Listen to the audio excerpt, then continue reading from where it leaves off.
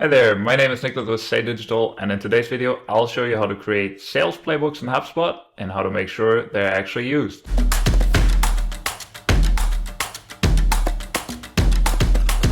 Alright, let's go. So we'll navigate to Sales, and then we'll go to Playbooks, and we'll hit Create Playbook. And what we're going to use today is the Qualification Playbook. We'll hit Create Playbook here. And we'll simply call it Qualification Playbook as well. The stage where we want to use this is basically the initial conversation we're going to have with the customer to see if they are actually qualified to buy from us, right? So HubSpot suggests using the BA&T sales qualification framework here. So budget, authority, need, or pain, and timeline, right? So we want to find out if the prospect actually is a good fit for us as an organization to work with. There are a couple things that you can do here in this playbook to customize it. We'll do a separate video on what types of questions to ask and how to go more in depth into the actual questions. What we'll get you through here is how to really use these playbooks and how to make sure they are used. So we've created this qualification playbook here, and now let's hover over to our deals real quick. So when we look at our pipeline, we can see that we have a stage here called appointment scheduled and a stage that is called qualified to buy. And in between those two stages, we want to make sure that the qualification playbook is used. So we have the appointment schedule, we have the appointment with the customer, and then once we get satisfying answers through that playbook, we move them over to qualified to buy. So that's the intent of the playbook we're using here.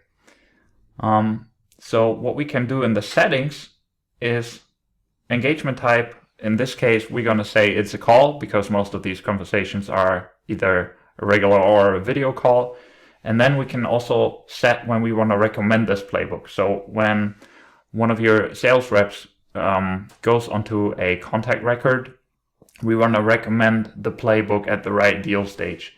So we'll create a rule here and we'll say deal stage is any off, and then we'll say appointment scheduled. So this is when we want to recommend using this playbook, because when the lead is still in that stage before it's qualified to buy, we want to make sure they know to use this. So we'll simply hit save, and then we'll publish our playbook right now. And that's already it. So you now have a playbook. I'll show you what it looks like in a second. The only thing I want to already hint to is, let's assume we have this deal sitting in appointment schedule now. So technically, we said our sales process that we want to follow is we first need to go through this qualification playbook before we can move this Perry LLC appointment or opportunity from appointment scheduled to qualified to buy.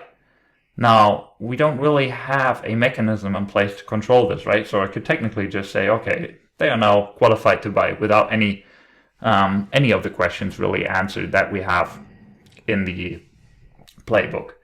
So let's move this back, and then let's go into the deal and see what context we have in the deal.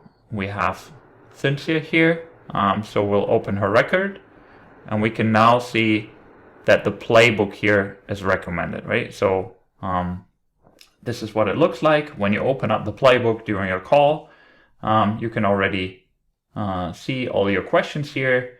There are some typical answers that we've already included.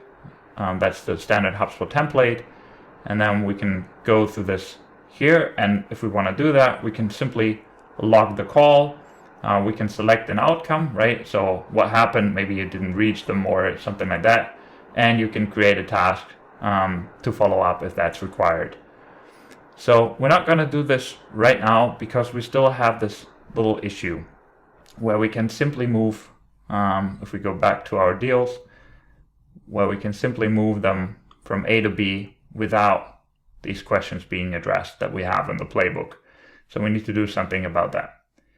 In order to do that, we navigate to our settings, and then in the properties, we create a new property.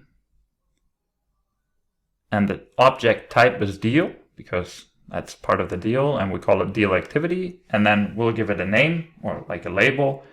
And then we'll simply call it qualification playbook. Right. And we hit next. The field type is basically, where do we have it? A single checkbox that can be either true or false.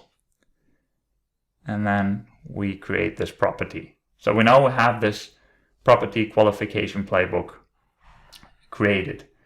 Now we need to make sure it's actually updated once we have completed the playbook. In order to do that, we'll go back to our playbook, which is right here, and we're gonna edit it real quick. So we're gonna add a question towards the end of this playbook, simply making sure have all of the above questions been addressed, question mark. And then we're gonna update a property, and this property now is deal based, and you might have already guessed it, it's our qualification playbook. So the answer options are really yes or no, right? We're gonna save this. I gotta say there are at least two other ways to do this. So you can embed forms, or you can find code-based solutions to make sure that the playbook is actually completed. But we found this to be a pretty quick fix if you just want to make sure a playbook is used, and then the other two solutions are a little more sophisticated later down the line once you look to optimize and further automate your portal. So we're gonna hit publish here. And now if we go back to our deals overview, what we can see is we can still move this deal from A to B despite the playbook not being used, right? So what we have to do here then is actually a little bit of a workaround. So we go to properties right now, and then I've already created another property that sounds very familiar to the one that we already had in the deal properties. So we together created the qualification playbook property that was true or false, and now I created another one that is called playbook completion. It's exactly the same setup, so it's single checkbox. It can be set to yes or no. The only difference that is here is I've assigned it to specific teams and users. I've made it private to me as super admin or private to super admins only, which means that only super admins or workflows can edit this property, right? So this prevents us later on, if sales reps use this, they cannot edit this property themselves, right? But they it needs to be triggered through a workflow or modified by a super admin. Why does that matter? It matters because now what we do is we go to workflows, and we see a workflow called playbook completion. So then when we click on it, we can see it's a very simple two-step workflow. So the enrollment criteria is really just the qualification playbook property being set to yes, which is the property that we included in our playbook where we ask, have all of the questions been addressed? So if that's set to yes, then what we're doing basically is we're setting this new property called playbook completion to yes as well, but it cannot be manually modified by any of the sales reps, right? Just by super admins and this workflow. So I've turned this workflow on, and now what we need to do, we briefly go back to our pipeline settings. Give me 1 second here. So we go to deals and then pipelines. And then now here in the qualified to buy stage, we want to make sure that playbook completion is actually a required property, right? Which is not the one that is in the playbook, but that's the one that is automatically triggered by the workflow. So we'll say next here, it's required. And then if we go back to our deal section and move a random deal like this one here, we can say that playbook completion does not have a value yet. Me being a super admin in this portal, I could now edit this, but a sales rep couldn't, right? So the prerequisite for this saying yes and it's being okay to move this further on would be to have the playbook actually completed.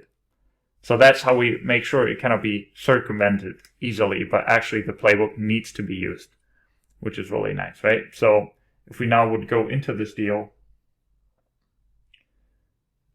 and then we open up the playbook, and we're just gonna go through this real quick with extremely poor answers. So they want to generate website traffic. Jim Jones is the other decision maker that we want to involve. They need help immediately. And now this is the qualification playbook property. We'll set this to yes. And we're going to log the call. And now in the background, this property is updated, but also the workflow is triggered, updating the other property that we're using to check. So now there are two ways to actually make sure this has worked. So first, we can view all properties in this deal here, and we can check playbook completion, which is the one that was triggered by the workflow, is set to yes. So the workflow has worked, and qualification playbook is the property that we had in the playbook. That's also set to yes because we did so. So the workflow was successfully triggered. And now if we go back and we go to our deals, and now we actually want to move this Bishop, Dillon, and Robinson Q2 order deal to the next stage, we can see that playbook completion is set to yes.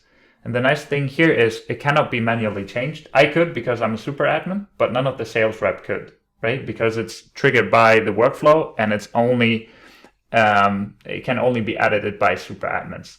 So we can simply hit next here in this case. And now we have the deal in our qualified to buy stage. All right, and that's it. That's how you can create sales playbooks in HubSpot and use custom workflows to make sure they are actually used. Some of the following videos will also explain how you can use more sophisticated criteria for moving deals between several stages in your pipeline and how to connect your sales playbook to other parts of HubSpot Sales Hub.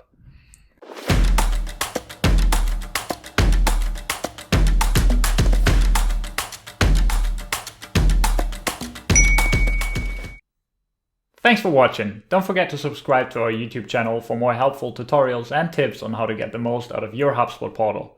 And also, don't miss out on our new exclusive guide with 7 powerful HubSpot hacks that help you optimize performance and increase productivity in your HubSpot portal. The download is free and you can find the link below this video.